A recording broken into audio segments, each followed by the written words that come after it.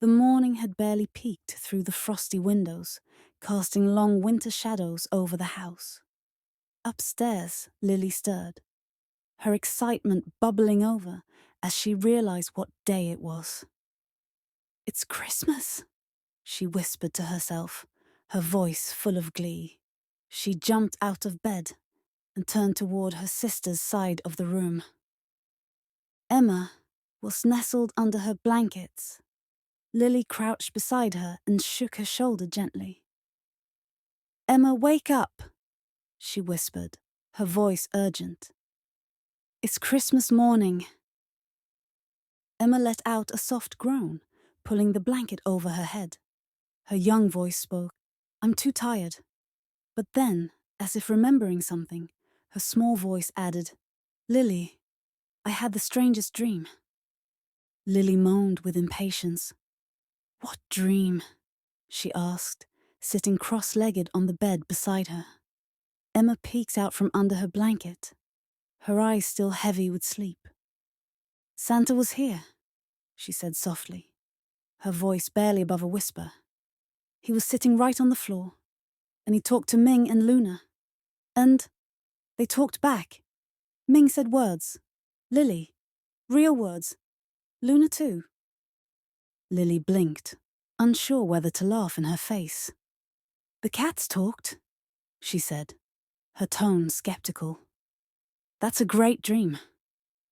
Emma nodded, her little face earnest. It felt so real. Santa was so kind, and Ming thanked me for making my wish. Lily giggled, brushing her hair from her face. "You have the funniest dreams. Cats don't talk. And Santa can't make them talk. That's impossible." Emma huffed, sitting up and rubbing her eyes. "It wasn't just a dream," she insisted. "I know it."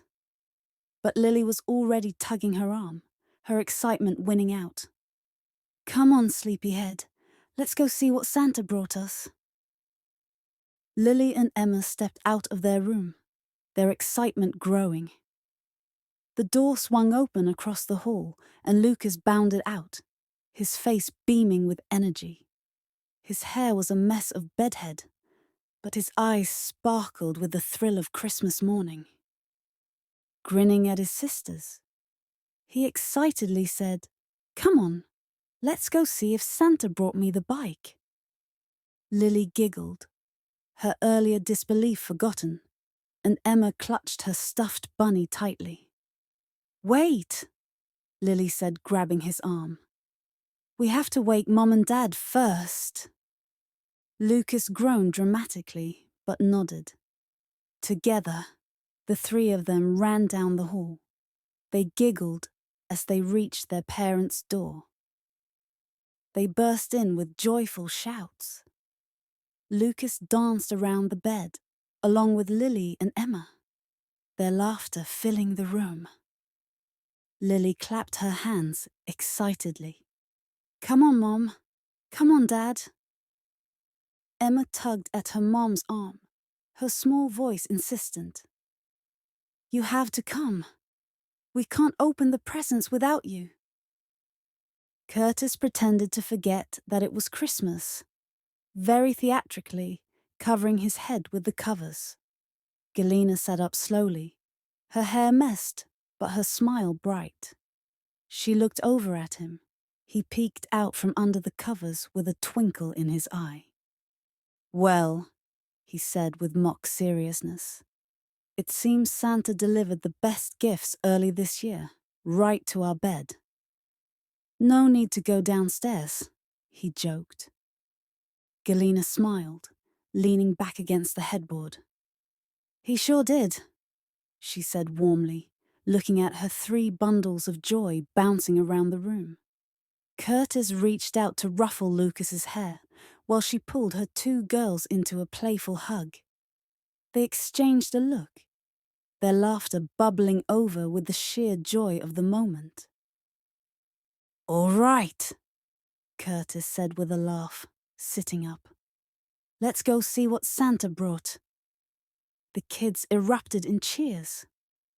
their excitement spreading like the morning sun as the family began their journey downstairs together. The children leading the way, their hearts warm with joy. They entered the living room. The soft glow of the Christmas tree met the first rays of sunlight breaking through the frosted windows. Lucas laughed, running toward the sleek electric bike more magnificent than he had imagined. Lily clapped her hands with delight, spotting a beautifully wrapped present with her name on it under the tree. She knelt down, her hand running over the shimmering paper.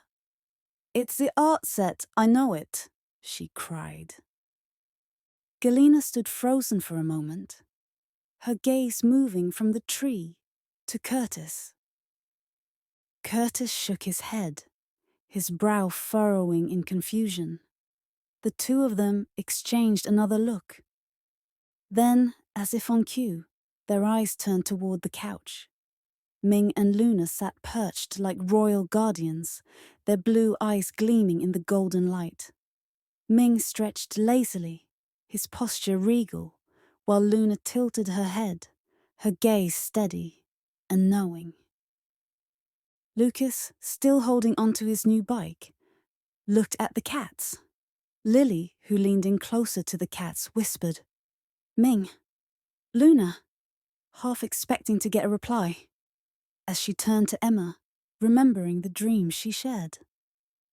Ming let out a soft trill, his tail flicking slightly, and Luna's ears twitched as if to acknowledge the question. The family stood in silence, a sense of magic lingering in the air. Galina reached for Curtis's hand, squeezing it gently. "Christmas miracles," she whispered, her eyes shimmering with emotion.